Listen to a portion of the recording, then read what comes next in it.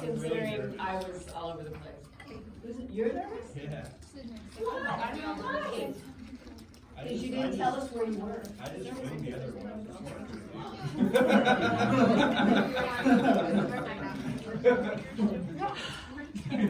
So pull the thing I need down. for my action step. Oh, okay, and then pull it down.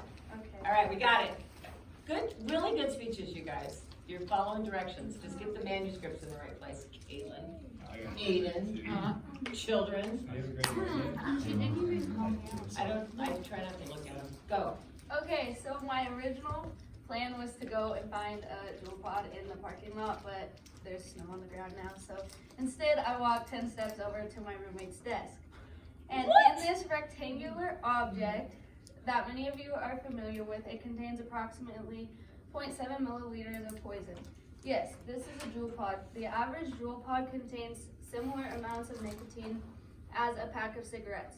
So those children and adolescents smoking 2 pods a day are damaging their bodies as much as chain smokers that smoke a pack or 2 a day.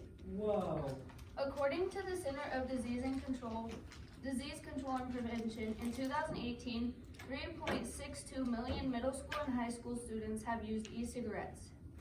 From 2017 to 2018, the use of e-cigarettes has increased 78% within high school students and 48% within middle school students.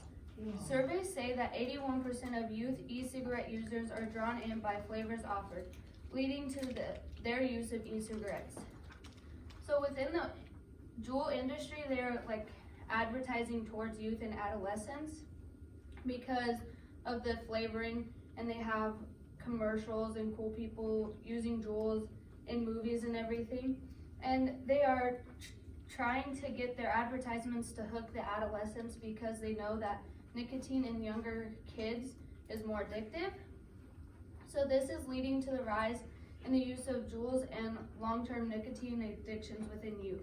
On September 9, 2019, the U.S. Food and Drug Administration issued a warning letter to the Juul Lab Incorporated for marketing unauthorized and modified risk tobacco products by engaging in labeling, advertising, and or other activities directed to the consumers, including a presentation given to youth at their school.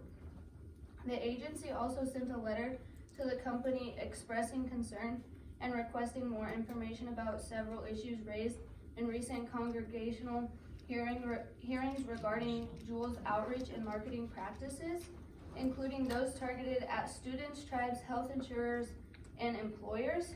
And I got that information from the FDA.gov.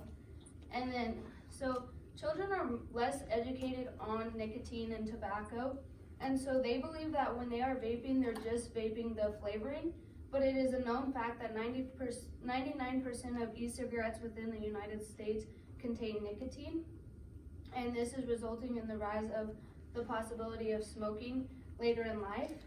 And nicotine and tobacco is the leading cause to preventable lung disease and death within the United States. And so the Juul is just hooking the younger generation and causing a rise in the lung disease and death. So on Friday, August 23rd, 2019, the CDC released the first reported death due to severe lung disease caused by e-cigarettes. And since then, there has been 47 deaths from vaping reported in only 25 of the 50 states.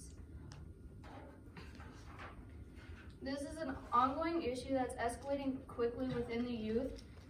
And just alone in my small town, half of the middle school are using these vaping products because they could get any of their older siblings to buy from them.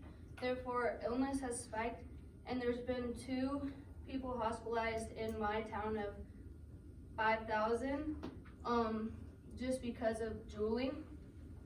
So if teens quit vaping, it'll lower the addiction and it will prevent vape-related illnesses. And this would be achievable by getting the society to stop making juuling and vaping cool and to advertise the quit line more than the juuling and vaping products. And so many people don't know, but there's a national quit line that is free to everybody that they could just call and get help for addiction. And my mom actually works for the Quitline in Colorado, and so I hear all about it.